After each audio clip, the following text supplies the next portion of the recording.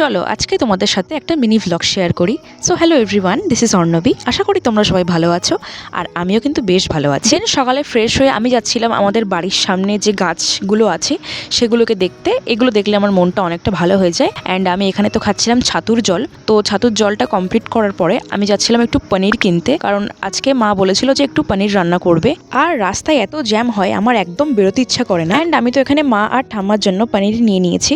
And ওটাকে বাড়ি দিয়ে আমি পড়তে যাচ্ছিলাম, আমার আজকে পড়া ছিল। তো রাস্তায় বেরোলেই তোমরা জানো যে ডোগো আমার পেছন লাগে, তো আমার পেছন পেছন আসছিল। দেন ওকে একটা বিস্কুট কিনে দিয়ে আমি যাচ্ছিলাম পড়তে। তো আজ আমি আর সাইকেল নিয়ে যাচ্ছি না, যাচ্ছি টোটোতে করে। তো মাঝে মধ্যে তো এরকম রুল ব্রেক করা ভালো। আর আমি 11-12 যে স্কুলে পড়েছি সেই স্কুলের সামনে দিয়ে যাচ্ছিলাম। দেখতে দেখতে বসিরহাট হাই স্কুলের 150 বছর বয়স পূর্ণ হলো, তো সেই জন্য স্কুলটাকে সুন্দর করে সাজিয়েছিল। আর দেখো দুটো বাচ্চার সাথেও দেখা হয়ে গেছে। অ্যান্ড সামনে এটা ছিল ওদের মা। তো আমার ভয় লাগছিল যে আবার কামড়ে না দেয়। তো এই ভাইটা মাঝে মধ্যে স্যারের বাড়ি আসে কথা বলতে, ও এখন অন্য জায়গায় থাকে, বারাসাতে থাকে। আর আন্টি এখানে আমাদেরকে বিস্কুট খেতে দিয়েছিল। অ্যান্ড আমি তো এখানে আমার ফেসবুক পেজে একটা ভিডিও পোস্ট করছিলাম। ওই দিন আমার একটা শিডিউল ছিল ভিডিও পোস্ট করার, তো সেটাই করছিলাম। তোমরা যারা আমার ফেসবুক পেজকে ফলো করো না তারা ফলো করে দিও। দেন পরে বেরিয়ে আমার আর ভাইয়ের বহুত খিদে পেয়েছিল। দেন আমি আরও অনেক ডিসাইড করে ভাবলাম যে একটু রেস্টুরেন্টে যাওয়া যাক, একটু বিরিয়ানি খাওয়া যাক, কারণ অনেকদিন বিরিয়ানি খাওয়া হয় না। তো চলো একটা বিরিয়ানির বাইট রেডি করা যাক। একটু চিকেন নিলাম, একটু শসা নিলাম, একটু পেঁয়াজ নিলাম, বিরিয়ানির আলুটা নিলাম,